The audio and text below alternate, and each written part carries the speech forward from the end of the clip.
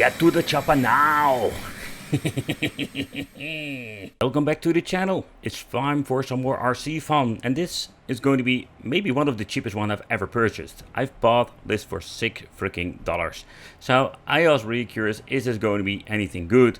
Come on, for $6, what can we expect? First of all, not a lot of course, but still, is it going to be a lot of fun? So let's take a close look at this Aero Drift radio control racing car. For the $6, what kind of, let's say, technology are we actually having? Is this thing still has some power in it, or is it just going to be a complete waste, or actually like e-waste, because this thing doesn't work at all? So every single time I'm going to be looking online or walking into some random store here, I find these freaking RC cars. And I can't help myself, I just need to pick them up and just see what's going on. Some of a little bit of more familiar brands like Gear to Play, that is one of those brands I see a lot over there. And you know, when it comes to these stores, we can find them and we can just also buy them for not a lot of money. They're most slightly expensive than, let's say, the ones I'm having over here. They're like 10 bucks, 15, 20, depending of course of the size.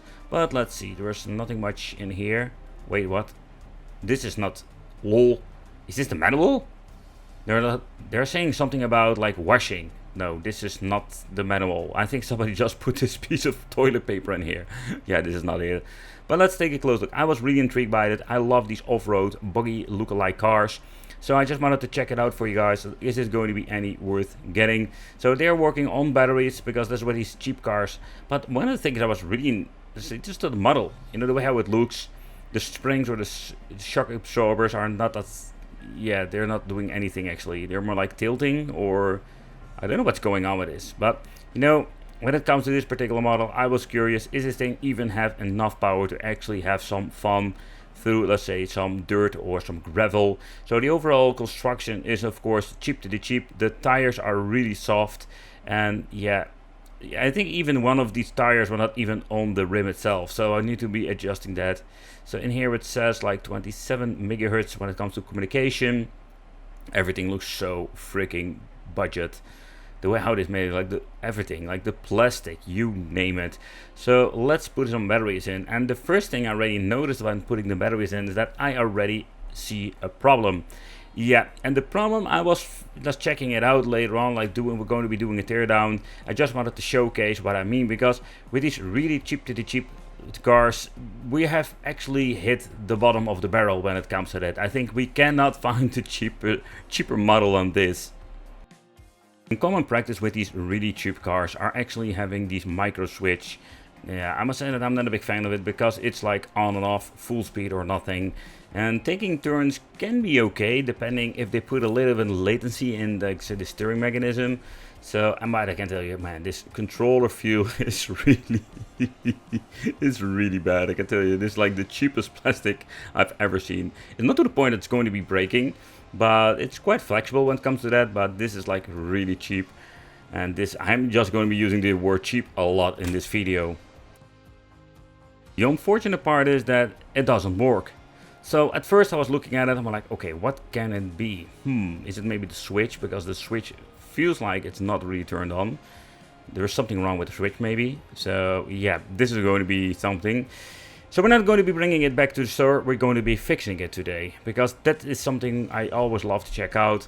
The way how this thing looks and feels, oh man. That brings us to the teardown. So taking this thing apart is quite easy, or at least, yeah, okay, let's see. Okay, I think there's still a screw in here. Oh wait, what? So let's remove all of the screws. This thing is super easy to tear down. There's like 3 or 4 screws that we need to get rid of, and that's it.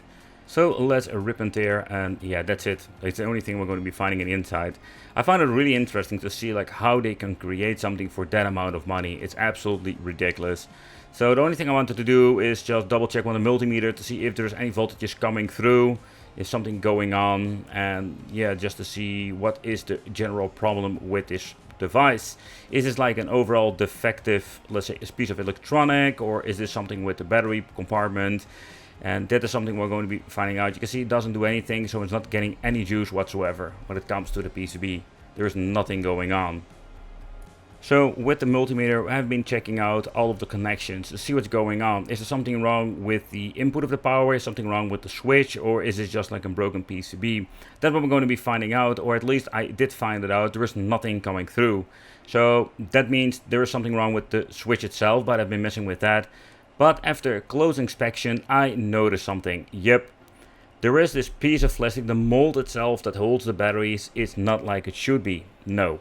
So it's very difficult to showcase, but you can see like this metal plate between the plastic where it makes to make contact with the battery. That was the problem.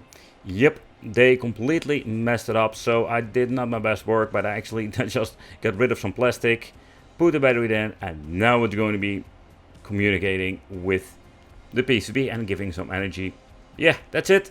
That was the easy fix. So let's do a little bit of an overview and test it out. Let's see how off the road this thing actually is. So when it comes to, let's say, latency with steering, it's okay. It's going to be accelerating. You can see that's so weird. Okay, so we need to fix the tire. That's another thing. Yeah, this is really, oh man. This rubber is so soft. And this thing has such a massive torque when it comes to that. Okay, so that needs to be it. Okay, so the acceleration is okay, everything seems to be working fine, so let's take this thing outside and let's see what's going on, because we can drive this thing on my desk, but that's of course not a lot of fun. So we're going to be testing it out here first in the studio, and you know, if you have like a small room, you can actually mess around with it and just play.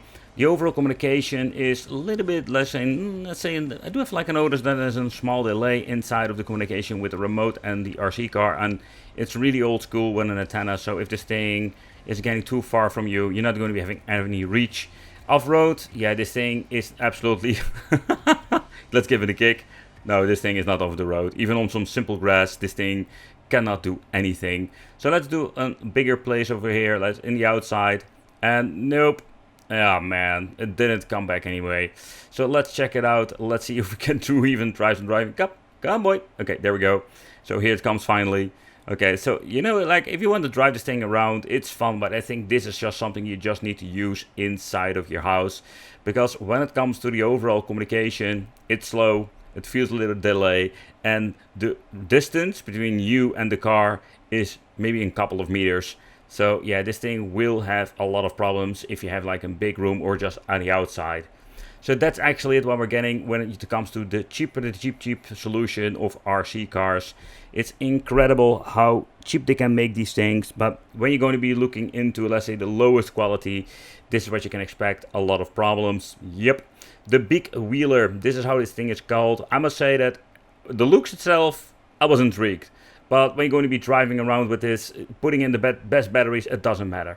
This thing doesn't have enough torque to go to simple grass, so this thing is everything but overall, let's say, fun when it comes to off-road, where this thing is actually looking as an off-road car. Thank you all for watching. Let me know in the comments what you think of these really cheap devices, and it would be great to see you in another RC video.